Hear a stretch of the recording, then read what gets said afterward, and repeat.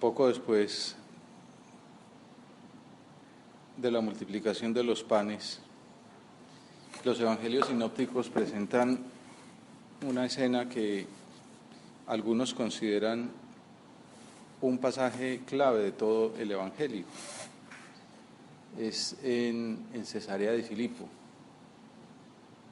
aunque San Lucas, que es el evangelista en el que vamos a inspirarnos para este rato de oración, omite esa ubicación geográfica. Llama la atención que, en primer lugar, el contexto en el que comienza la escena parece que fuera superficial, una simple manera de decir, pero pues nos damos cuenta, como siempre, no hay ningún gesto de la vida de Jesucristo que sea secundario. El contexto es Jesús orando, como antes de cualquier momento importante de su vida pública. Una vez que estaba orando Jesús solo, lo acompañaban sus discípulos. Benedicto XVI medita en que Lucas le da gran importancia a la oración de Jesús como fuente de su predicación y de su actuación. Nos muestra que todo el obrar y el hablar de Jesús brotan de su ser íntimamente uno con el Padre, del diálogo entre Padre, que seamos otros Cristos y que como Él sepamos estar orando solos, como nos presenta hoy a San Lucas al Señor en el Evangelio. Podemos preguntarle, ¿de qué hablaba el Señor con el Padre en ese diálogo de intimidad divina intratrinitaria? Quizá pedía por sus discípulos, preparando ese momento tan importante para su formación, cuando les preguntaría por su propia identidad. También nosotros, en esa conversación confiada con Dios, que es la oración personal, aprenderemos a escuchar sus enseñanzas, a sentirnos interpelados por las preguntas que nos hace, como a los apóstoles. ¿Quién dice la gente que soy yo? ¿Quién soy yo? Ustedes, ¿por qué me siguen? Tú personalmente, ¿cuál es el motivo de tu entrega? Nuestra vocación, nuestro modo de seguir a Cristo, el sentido de nuestra vida, solo se esclarece en ese diálogo personal, íntimo con Dios. Igual sucede con las personas que procuramos acercar a Jesús. No somos nosotros quienes las vamos a convencer con nuestra elocuencia, con nuestra experiencia, sino el Espíritu Santo. Lo que mejor podemos hacer por ellas es rezar, orar solos como Jesús. Ese consejo de San José María que hemos recordado este mes. Antes de hablar a las almas de Dios, hablad mucho a Dios de las almas. Es una obra de misericordia muy importante rezar por ellas para poderlas acercar a Dios. Y les preguntó, ¿quién dice la gente que soy yo? Después de mostrar a Jesús orando, una parte muy importante de nuestra oración, viene ese paso de la pregunta que nos hace el Señor en el diálogo.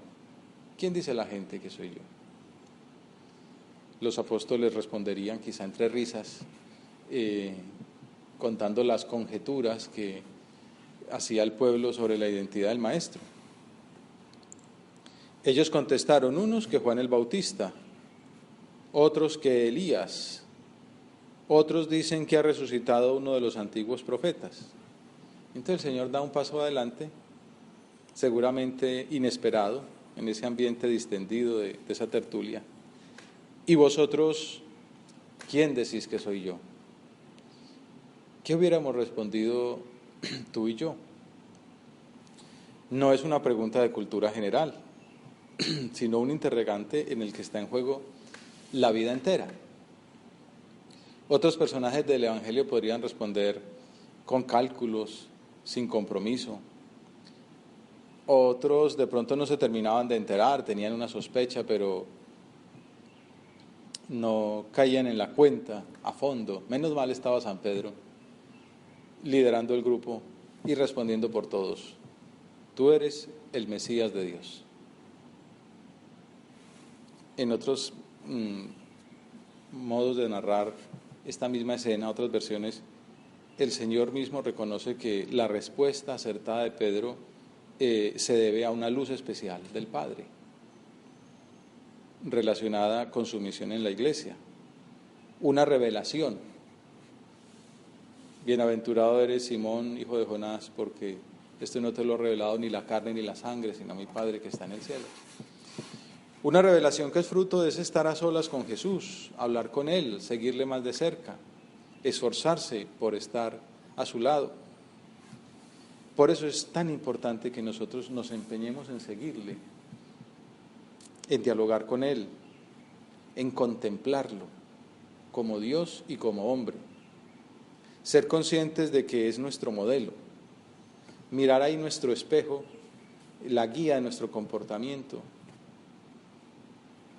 orar como Él, conocerlo a fondo para saber quién es, para darnos más cuenta de su identidad y su misión, que es nuestra identidad y nuestra misión. Debemos de imitarlo, parecernos a Él. En Amigos de Dios se dice: para acercarnos a Dios hemos de emprender el camino justo, que es la humanidad santísima de Cristo. Forma parte de la naturaleza humana ese deseo mimético, diría algún autor, René Girard. Siempre vamos buscando imitar a alguien al que admiramos. En el deporte, aunque algunas veces nos quede lejos el modelo, pero bueno, uno quiere cobrar el tiro libre como lo cobra determinado jugador. En la literatura uno quisiera poder escribir con esos giros que escriben los grandes autores.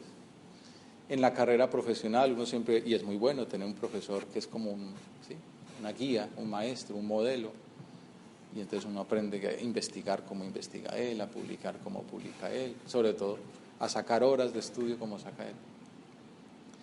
Pues el gran modelo y el más importante de todos es Jesucristo.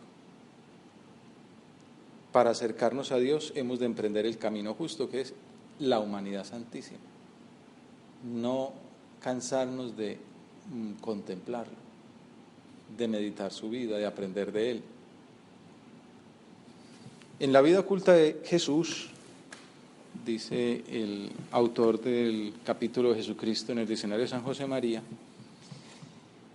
el fundador del Opus Dei ha señalado un terreno de imitación que afecta a la vida ordinaria de la mayor parte de los hombres. Meditar esos 30 años de vida oculta, de vida en familia, de vida social, de trabajo en casa, de estudio, aprendiendo un oficio al lado de José. La invitación de Cristo en su vida de trabajo corriente en medio de los hombres, santificada como ofrenda gratísima al Padre, es camino que se ofrece a toda la humanidad.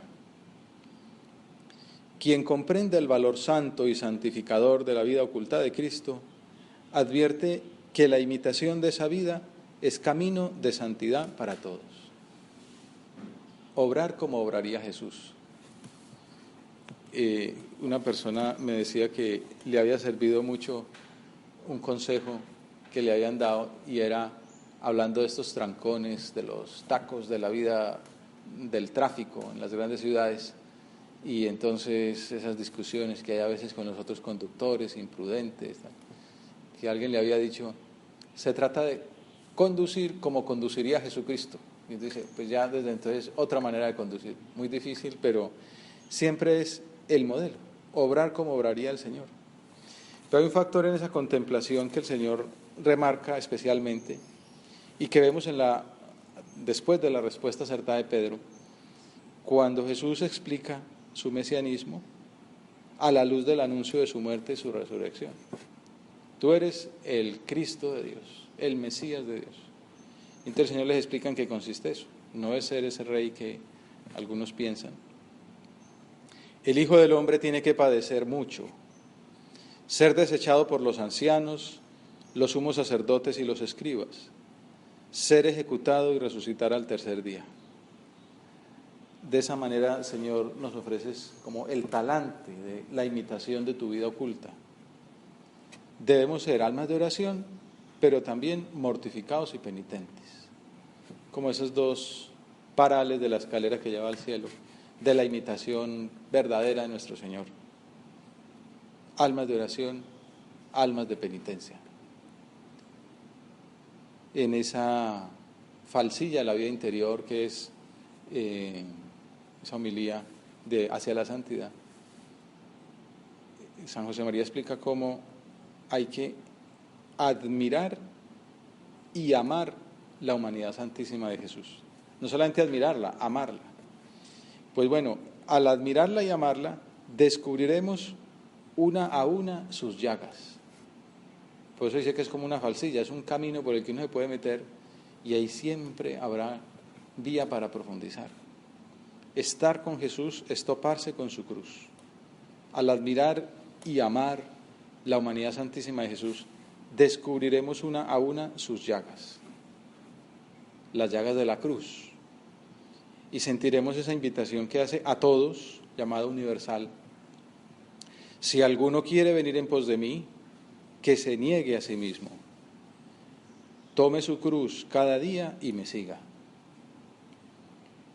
La imitación de Cristo debe ser total. Para ver el reino de Dios, que es como una promesa que hace Jesús al final de este pasaje, para ver ese reino hace falta perder la vida, como hizo Jesús. Debemos ser conscientes de ese nexo inescindible entre santidad y amor a la cruz.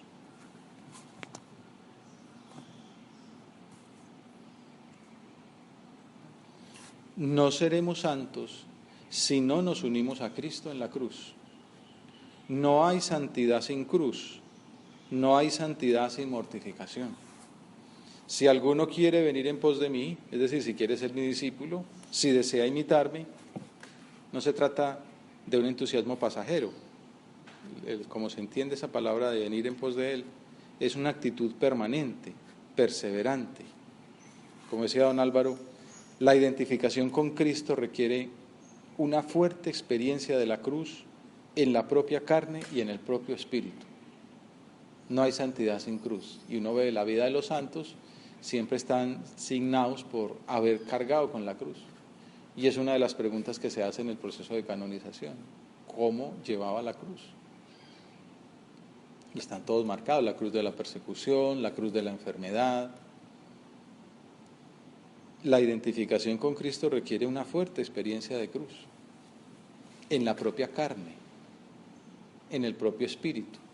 No podemos esperar tampoco esas grandes, el día que nos llegue el cáncer, para llevarlo heroicamente, si no sabemos esas cruces diarias, esas cruces pequeñas. Por eso nuestro Señor dice: cada día, la cruz cotidiana. Esto más aún en nuestros días, más aún para la nueva evangelización de un mundo en gran parte sumergido en el hedonismo. Ante tanto hedonismo que nos duele, ante esa campaña fuerte de ensuciar las costumbres de las familias, de la juventud, ¿cómo hemos de responder? No simplemente lamentándonos, sino con más oración, con más penitencia, cargando nosotros la cruz, siendo todavía más delicados y más exigentes en ese trato. Si alguno quiere venir en pos de mí, que se niegue a sí mismo, que odie su propia vida. Es una condición para ser discípulo auténtico de Jesús. No significa abdicar de lo que se es, dice un exégeta, renunciar a ser uno mismo, sino recibir la propia vida como una gracia de la cual no se dispone como un propietario. Negarse se puede entender también a la luz de las palabras de San Pablo: vivo, pero no soy yo el que vive, es Cristo quien vive en mí. Cargar con la cruz cada día equivale a morir por la mortificación y la penitencia, para que Cristo viva en nosotros por el amor. Señor, dime algo, muéstrame cómo puedo cargar más tu cruz en la vida diaria, en el cumplimiento del horario, en el trabajo intenso, en la vida en familia, sobrellevando con alegría las dificultades de carácter, de las personas con las que estoy, en esa lucha mía por controlar mi modo de ser, mi genio, para ser más amable, más servicial, para pensar más en los demás, para cumplir el trabajo con más intensidad, en la templanza en las comidas y en las bebidas. Morir por la mortificación y la penitencia para que Cristo viva en nosotros por el amor. Negarse es cargar la cruz que conlleva el esfuerzo por la fidelidad cotidiana, el cumplimiento del plan de vida, las normas de piedad, la disposición generosa a atender a las personas. Tomar la cruz cada día, la lucha diaria, salir de nosotros mismos, dar la cara, el plan apostólico diario, el pensar en aquella persona, el salir al encuentro. Eso que decía algún autor comentando la Amoris Laetitia, no es simplemente la pastoral de acogida, de recibir bien al que llega, independiente de sus circunstancias personales, de periferia, sino pastoral de búsqueda, no solamente quedarse y recibir bien al que llegue, que a veces cuesta, porque llegan en momentos inoportunos, sin cita, o porque piden más tiempo del que uno podría disponer, sino ir a buscar, salir al encuentro de las personas. Esa es una cruz diaria que hemos de acoger con generosidad. Pero también se puede entender en el sentido literal, tomar la cruz del Señor, la penitencia, en todo momento. La mortificación ha de ser continua como el latir del corazón, dice Forja. Así tendremos señorío sobre nosotros mismos y viviremos con los demás la caridad de Jesucristo. El que quiera venir en pos de mí, que se niegue a sí mismo, que tome su cruz cada día y que me siga. Ese seguirle es estar dispuestos para cualquier sacrificio, incluso para dar la vida como Él. Pues el que quiera salvar su vida la perderá, pero el que pierda su vida por mi causa la salvará. Es el camino del grano de trigo, que cae en tierra y muere, dando así fruto abundante. San Juan no presenta esta escena de Cesarea de Filipo, pero lo muestra con estas otras alusiones. Dar la vida, dice la Deus Caritas Est, es la esencia del amor y de la existencia humana en general. ¿De dónde sale la fuerza para perseverar en ese empeño? Podemos preguntarnos. ¿De dónde sale la energía para luchar sin descanso, por mantener el diálogo continuo con Dios y seguirlo hasta dar la vida por Él? Lo podemos ver en la profecía de Zacarías. Mirarán al que traspasaron. Decíamos que Jesús es nuestro modelo, contemplar la humanidad santísima. Esa profecía es muy misteriosa porque habla incluso de ritos paganos, pero ritos que tienen que ver con la resurrección. En el Nuevo Testamento queda claro, y los mismos evangelistas lo muestran, esa profecía se cumple en Jesús, atravesado por la lanza del soldado en el Calvario. El misterioso ejecutado sería un pastor unigénito que purificaría al pueblo con su muerte en el contexto de un ritual de resurrección. San Juan aclara que esa purificación se realiza con la sangre y el agua que sale del costado de Cristo. Por eso lo de la contemplación de la humanidad santísima de Cristo nos llevará a admirar las llagas, la llaga del costado. Un agua que purifica y que calma la sed de Dios, de la que habla el Salmo 63. Mi alma está sedienta de ti, como tierra reseca, agostada, sin agua. Esa agua y esa sangre que recibimos en la Eucaristía, que tomaremos al celebrar la misa en unos minutos. Comenzamos contemplando a Jesús que oraba y por ese camino hemos llegado a Jesús que sufre, que nos invita a compartir su destino cada día. Y ya se nos acaba el tiempo. Pero veremos que, bueno, esto es la primera parte de un díptico que continúa con la transfiguración. Y en esta escena Pedro dice, Jesús es el Mesías de Dios, y en la siguiente el Padre dice, es mi Hijo, el amado, escuchadle. La cruz es el lugar de encontrar la filiación divina. Tener la cruz es encontrar la felicidad, la alegría, es identificarse con Cristo y por eso ser hijos de Dios. La Virgen Santísima, que es Madre de Misericordia, es el mejor ejemplo de cómo seguir a Jesús. contemplando esa existencia suya cotidiana, aprenderemos que el cristiano no es otro Cristo solo cuando padece, sino en todo momento, que estamos llamados a vivir la vida de Jesús en todas las circunstancias de nuestra vida. Madre nuestra, con tu intercesión aprenderemos que seguir a Jesús es mucho más que imitar un buen ejemplo, es vivir su misma vida. Ayúdanos a contemplar la oración de tu Hijo para aprender a seguirlo, negándonos a nosotros mismos y tomando nuestra cruz cada día.